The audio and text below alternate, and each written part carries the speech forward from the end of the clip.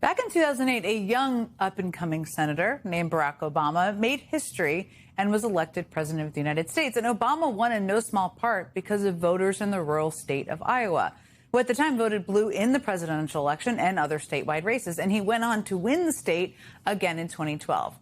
And beyond a few exceptions, and there are some, not since the Obama days have Democrats been really competitive in Iowa. But now it appears the pendulum could very well be swinging back. I mean, this was Politico's headline this morning. Democrats see the stars aligning in Iowa.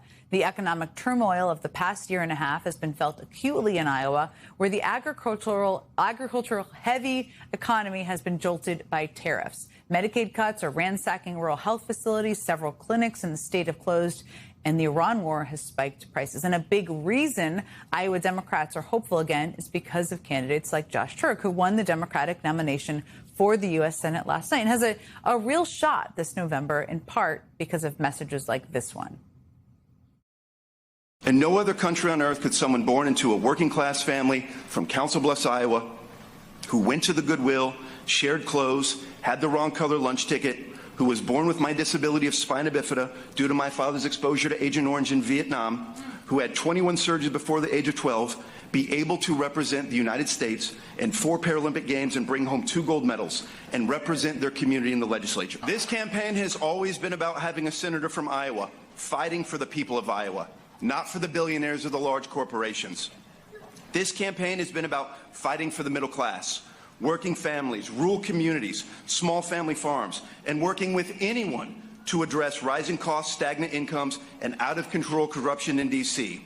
Iowans all over this state have heard our message and felt hope that we can change this state and change this country.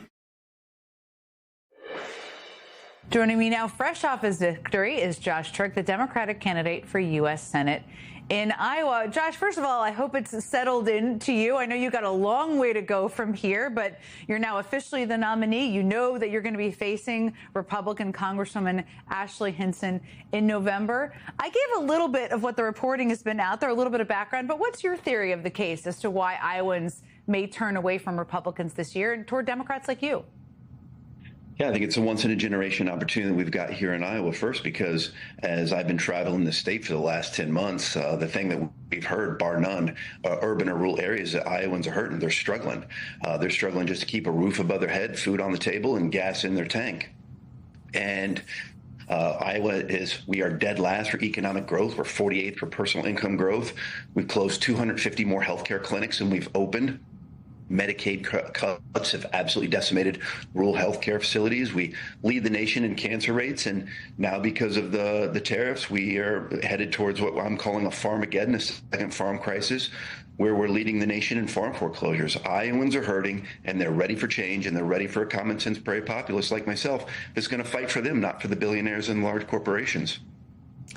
On the topic of tariffs, which, as you mentioned, they've impacted the people of Iowa, farmers in Iowa, communities of Iowa so extensively. The Supreme Court, I should note, struck those down in February. But then late last night, Trump issued a whole other slew of tariffs, 10 to 12.5% on 59 countries and the EU. It looks like this round is going to be more difficult to overturn in court because it's based on labor practices in those countries.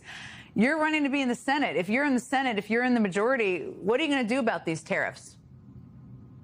Well, first, I think that the tariffs were, by the Constitution, they're meant to be in the hands of the legislature. And so I think we need to do away with these chaotic tariffs. Tariffs are certainly important, and we certainly don't want to see any more offshoring of our jobs like we've seen here in Iowa. But I can tell you that these chaotic tariffs that we're seeing have absolutely decimated our farmers. Our soybean farmers are upside down on their commodities prices. And the word that we hear by far the most when we're in rural communities and we're talking to farmers is betrayal. That Trump administration gives $20 billion to Argentina. Meanwhile, our Iowa farmers are upside down, and it has led to us leading the nation in farm foreclosures. And we've done nothing for our farmers in our rural communities. We haven't passed a farm bill.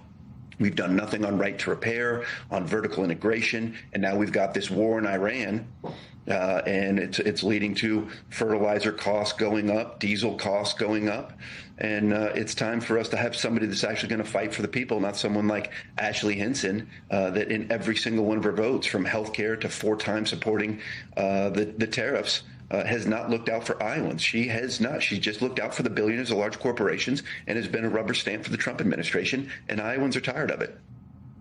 Let me ask you about another issue that's on voters' minds in Iowa, and people watching may not be fully aware of this because there's a skyrocketing cancer rate in your state, as you know well. Iowa has the second largest cancer rate in the country, and it's one of few states where that rate is actually rapidly rising. Iowans blame that increase largely on high nitrates and forever chemical levels in the water supply. What is the difference between how you and your opponent would tackle this important issue? Well, first of all, Ashley Hinson has voted for the big, beautiful bill where we're looking at 110,000 Iowans lose their health care and thousands more lose their food assistance, which has led us to closing health care clinics all over the state. 2 in 5 Iowans in the rural communities are on Medicaid. I'm out there talking about the need for a public option because I believe that health care is a human right. But you're absolutely correct. We have a unique to Iowa cancer crisis. We have the second highest rates behind Kentucky. We're the only state with a growing cancer rate.